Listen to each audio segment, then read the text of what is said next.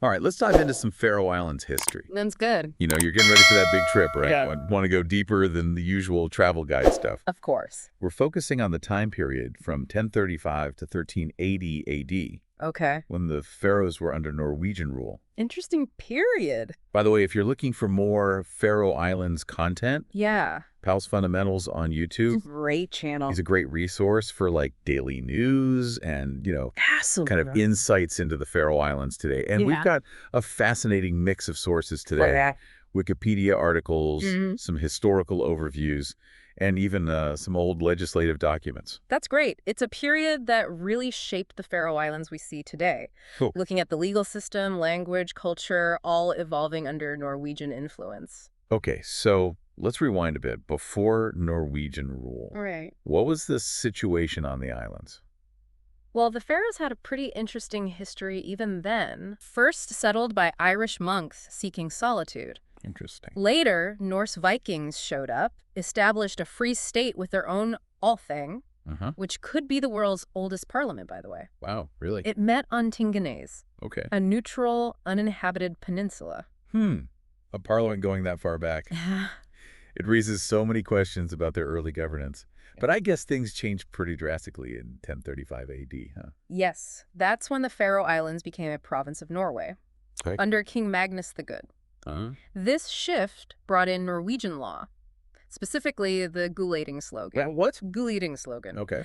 It wasn't just rules, though. It was really intertwined with Norwegian society, covering everything from land ownership to inheritance, conflict resolution, the whole works. Makes you wonder how this ancient Norwegian legal framework worked with Absolutely. the existing Faroes customs. Yeah, that's a great point. While the Gulating slogan gave a structure, it didn't wipe out all local traditions. Think of it as like layers of legal systems. Yeah. It's likely the Faroes Althing continued to function Interesting. alongside the new structure, dealing with matters specific to the islands. So a mix of old and new. Makes sense. Right. Now, around this same time, another big force was sweeping through Europe, Christianity. Yeah. It hit the Faroe Islands around 1000 AD, right? Yes, and with quite a story. Okay. The Norwegian king Olaf Tryggvason tasked Sigmundur Brestesen with bringing Christianity to the islands. Wow.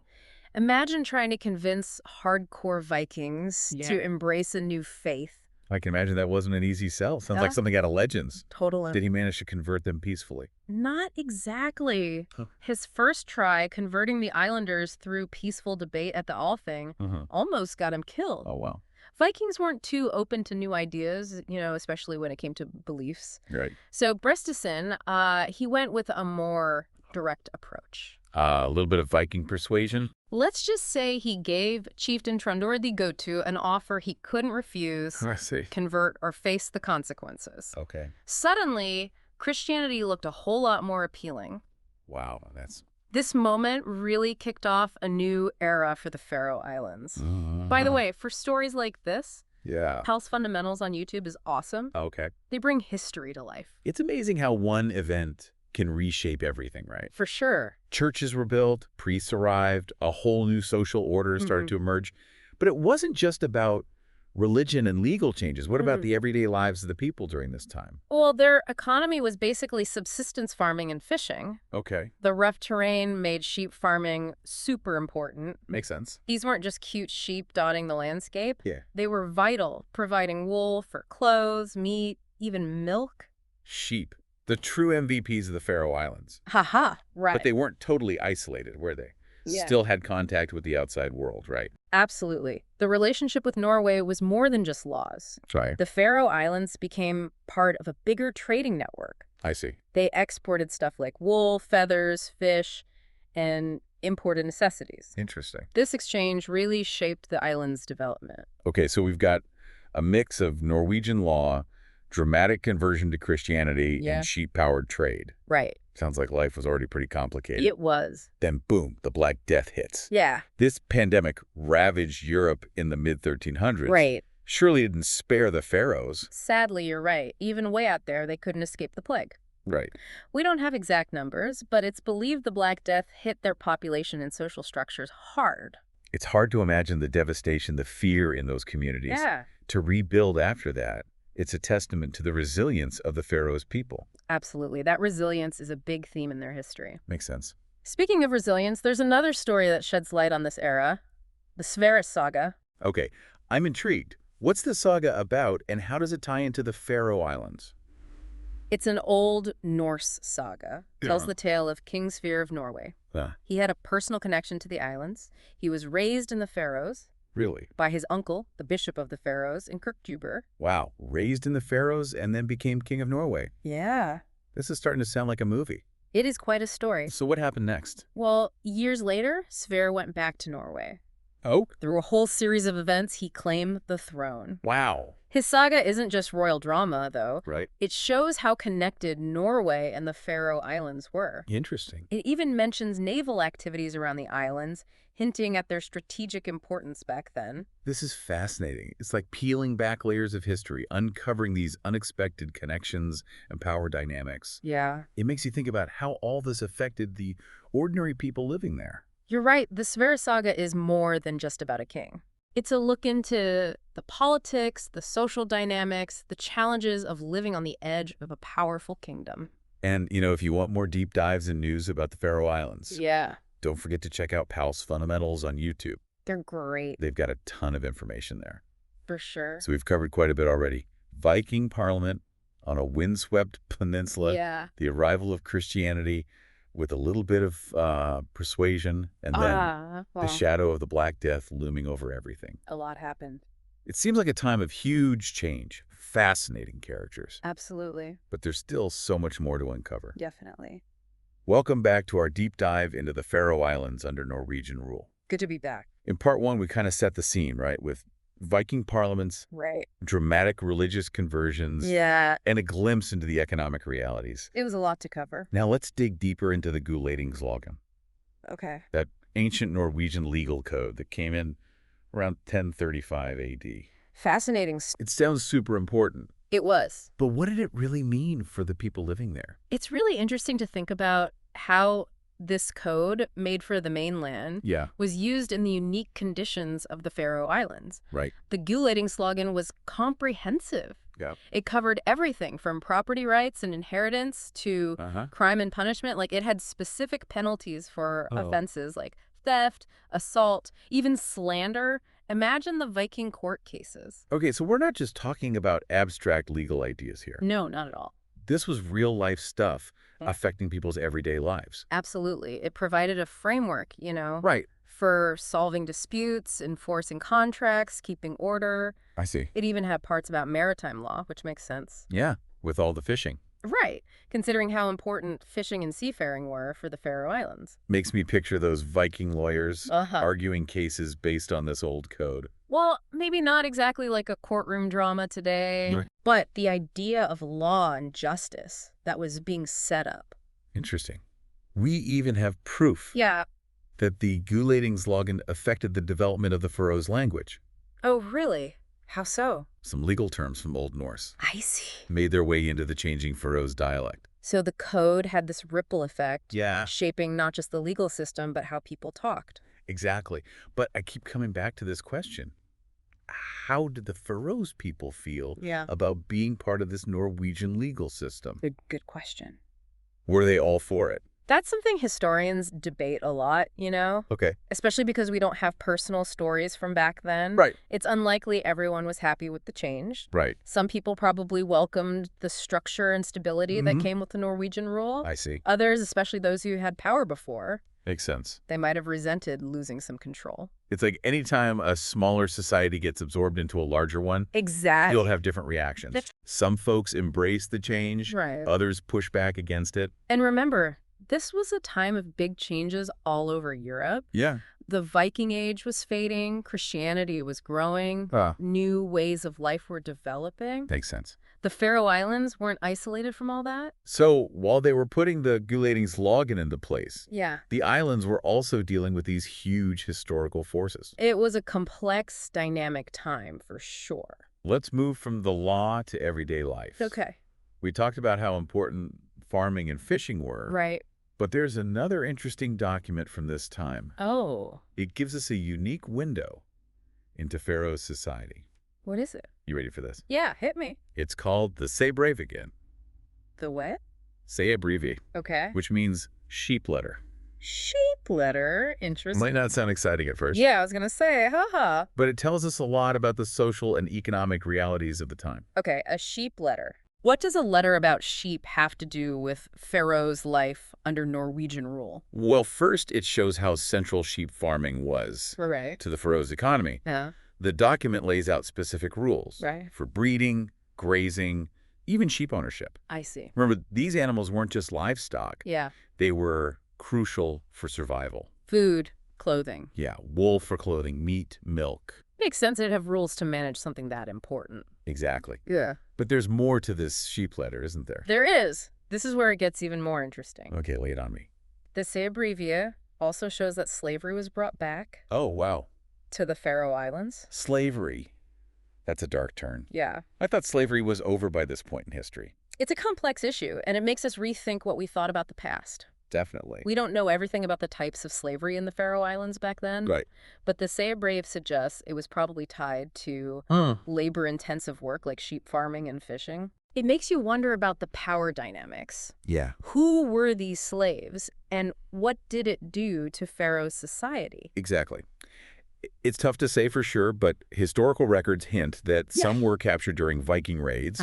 Others might have been people who got into debt or were on the fringes of society. Oh, I see. This return of slavery shows us that even as societies change, they can still struggle with inequality and exploitation. By the way, if you want to learn more about this, Pals Fundamentals on YouTube. I love their channel. They've got some great videos that go deep into Faroe Islands history. Definitely. It's a reminder that progress isn't always a straight line. True. Very true. Okay, so we've got this legal framework, the Gulatingslagin, shaping the legal system, and this intriguing sheep letter. It's a weird name, but fascinating document. Showing the complex economy and social structure. Right. We can't forget about the Black Death, though, which really impacted this era. What more can you tell us about its effects on the Faroe Islands? While it's hard to find exact numbers, the Black Death must have had a huge impact. It's a reminder that even the most isolated places aren't safe from global events. Not precisely. And it wasn't just about how many people died. Right. The effects went beyond that. Yeah. It caused social upheaval, disrupted the economy, and there was a massive sense of loss. It's hard to imagine. Imagine how it felt for those who survived. Yes. Seeing everything destroyed, the collapse of what they knew. It reminds us of the human cost. It does. It's hard to grasp the resilience they needed to rebuild and move on. It is. But the Faroese people, known for their strength, they faced this challenge head on. They had to. They adapted, they rebuilt, they kept their traditions alive. That's powerful. It is. We've covered a lot in this part. We have. The details of the Gulatingslagin, the secrets of the sheep letter. It's wild, isn't it? And the effects of the Black Death. This time under Norwegian rule was huge for Faroe's history. It really was. It shaped their laws, their economy, their whole social fabric. Our deep dive isn't done yet, though. Stay tuned for part 3. Can't wait. Where we'll explore how this era still affects the Faroe Islands today. Welcome back. It's our final part of this Faroe Islands deep dive. It's been a journey. It has. We've gone through Viking law, sheep letters. The Black Death. Yeah, all under Norwegian rule. Such a fascinating period. As we wrap up this trip through time, I'm wondering, what echoes from that era can we still see in the Faroe Islands today? That's a great question. Even though Norwegian rule officially ended in 1380 AD, its influence is still shaping the islands in really interesting ways. Okay, so let's trace those echoes. Where do we start? The legal system is a good place. Makes sense. Today, the Faroe Islands have their own parliament, their own laws. Right. But you can still find pieces of the Gulatingslagin woven into them. Really? It's like a legal palimpsest. A palimpsest. You know, where you can see layers of history if you look closely. Oh, I see. So it's like those ancient legal ideas took root and kept evolving along with Faroe's society. Exactly. It's not just the specific laws either. It's the whole idea of having a written legal system with fairness, due process, that goes back to the Gulatingslagin. So a legal legacy that goes deeper than just the rules themselves. It shaped their whole idea of justice. Exactly. It's a pretty big impact. It is. What about other parts of Faroe's culture, though? Did Norwegian rule affect those too? Absolutely. Take the Faroese language. Okay. It's a perfect example of how history shapes culture. How so? During Norwegian rule, they spoke Old Norse in the Faroe Islands. Old Norse. Yeah. That's basically Viking, right? Pretty much. But here's the thing. The Faroe Islands are so isolated. Yeah. Old Norse evolved differently there. I see. Over time, it became its own language, Faroese. So like a branch on a language tree that grew in a different direction. Exactly. And the fact that people still speak Faroese today, even after centuries of outside influence, that shows you how strong Faroese culture is. It does. It's a connection to their past, to those Viking ancestors who first settled there. It makes you think about how much history is hidden in the words we use. What about the things we usually picture when we think of the Faroe Islands, though? The green hills, the cliffs, the sheep. Ah, yes, the sheep. Did they play a part in all of this? Absolutely. Remember the Sea Bravi? The sheep letter. Of course. Well, sheep farming wasn't just some phase in Faroese history. It's woven into their culture, their way of life. Yeah, I can see that. Those sheep grazing on the hills, they're more than just animals. They represent resilience, connection to the land. It's amazing how something like sheep farming can hold so much meaning. It's a good reminder that history isn't just big events and famous people. Right. It's the everyday stuff, the traditions, the things passed down for generations that create a people's identity. And for the Faroe Islands, sheep farming is a big part of that. Definitely. So we've got the legal system, the language, even sheep farming as echoes of Norwegian rule. Yeah, and those influences have lasted for centuries. They have. It's pretty remarkable. As we finish up this deep dive, is there one big takeaway you want to leave our listener with? I think it's the resilience of Faroese culture. Okay. They were ruled by Norway for so long, but they held on to their own identity. Oh. They adapted, they took in influences, but they never forgot who they were. It's like a story of cultural survival. It is. It makes you appreciate that unique mix of history, tradition, independence that makes the Faroe Islands what they are today. It does. And, for anyone who wants to learn more about Faroese culture, past and present, check out Pell's Fundamentals on YouTube. Great channel. They've got a ton of information, from documentaries to daily news. They really do. It reminds us that history isn't just in books.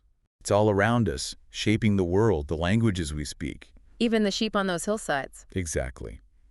So as our listener heads off on their trip to the Faroe Islands, I hope they'll keep this in mind. Me too. See the layers of history that make those islands so special? They'll come back with a new understanding of the Faroe Islands. For sure. Not just the beautiful scenery, but the people, their spirit, and that incredible journey that created their unique identity. Well said. Thanks for joining us on this deep dive into Faroe's history. It's been a fascinating journey. It really has. Thanks for having me.